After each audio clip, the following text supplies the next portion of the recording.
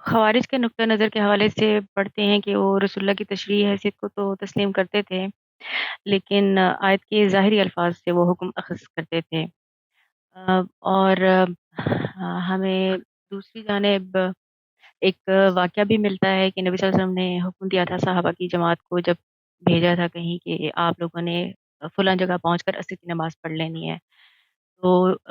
جب عصر کا وقت ہوا تو صحابہ میں سے ایک گروپ نے کہا کہ اب ہمیں یہیں پڑھ لینی ہے، اگرچہ ہم اس منزل تک نہیں پہنچے۔ لیکن دوسرے گروپ نے اختلاف کر دیا تھا کہ رسول اللہ کی اس بات سے مراد یہی ہے کہ آپ نے وہاں پہنچ کر ہی ہر صورت نماز ادا کرنی ہے۔ تو کچھ نے وہیں ادا کر لی رستے میں ہی، اور کچھ منزل پر پہنچ کر بقیہ نے نماز ادا کی۔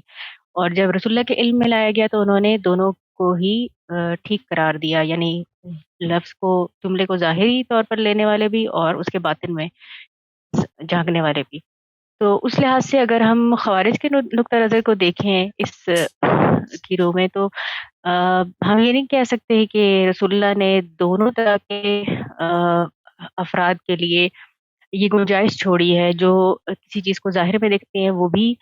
ٹھیک اسلوب پہ چل رہے ہیں، کیونکہ یہ بھی مزاج فطرتاً پایا جاتا ہے افراد میں، اور جو باطن میں جائیں۔ اس حوالے سے آپ کیا کہیں گے؟ یہ دو بالکل الگ الگ باتیں ہیں میری بہن۔ خوارج کا جو طرز عمل تھا وہ یہ نہیں تھا جو صحابہ کرام کی مثال آپ نے دے کے بیان کیا ہے۔ انہوں نے لفظ کے ظاہری مفہوم کو نہیں لیا، دونوں نے ہی حقیقت کو لیا ہے، اور حقیقت کے اطلاق میں اختلاف ہو گیا ہے۔ یعنی دونوں کو پتہ ہے کہ اللہ کے پیغمبر نے کیا وجہ تھی جس کی وجہ سے کہا ہے کہ نماز وہاں پہنچ کے پڑھنا، یعنی دونوں اس کی حقیقت کو جانتے ہیں۔ آپ کے خیال میں لوگ نکلے ہیں کسی جگہ پر اور اللہ کے پیغمبر نے ان کو ایک تلقین اور نصیحت اور ہدایت کی ہے، وہ ہدایت ان کے لیے یعنی بغیر کسی ریزن کے ہے؟ یہ کبھی ہو سکتا ہے ایسے؟ یعنی آپ نے کبھی زندگی میں اس کا تجربہ کیا ہو، آپ اپنے بچے کو کہیں کہ بھائی یہ کھانا میں تمہیں دے رہی ہوں تو تم نے یہ مثال کے طور پہ اس شہر پہنچ کے ہی کھانا ہے، کوئی وجہ ہوگی نا اس کی کہ بھائی وہاں پر مہمان بیٹھے ہوئے ہیں، وہاں لوگ تمہارا انتظار کر رہے ہیں، ہم وہ وقت پہ وہاں پہنچ جائیں گے، سب مل کر بیٹھیں گے۔ وہ بچہ کہتا ہے جی رستے میں ٹریفک جام ہو گئی، 3 گھنٹے میں پھنسا رہا، تو اس کے سامنے ہے یہ حقیقت کہ پہنچ کے وہیں کھانا تھا، لیکن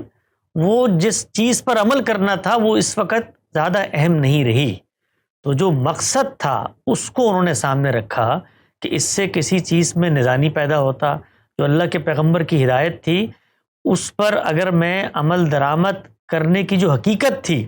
اس کو ملحوظ رکھتے ہوئے ابھی اس پر عمل کر لیتا ہوں تو وہ حقیقت خراب نہیں ہوگی۔ وہ جو مقصد تھا کہ اتنی دیری نہ ہو جائے، لوگ اسی میں نہ پڑے رہیں، اس جگہ پر پہنچ جائیں، ہم اس مقصد کو یہاں بیٹھ کے پورا تو دونوں نے حقیقت پر عمل کیا،